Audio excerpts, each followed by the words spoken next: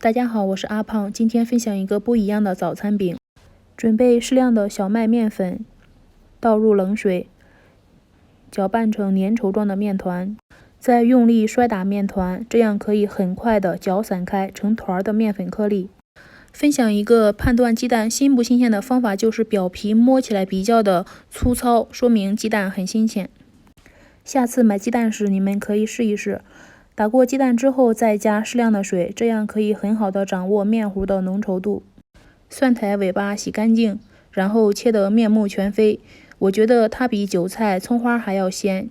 加盐，13香，搅拌均匀。你们吃蒜苔的时候，那个尾巴都是怎样的处理呢？在我们这边，如果蒜苔尾巴积累的很多的话，还可以加点面粉蒸着吃，也是很不错的。两面煎黄之后就可以出锅了，非常的好吃。喜欢的话可以试试，记得点个赞哦，谢谢。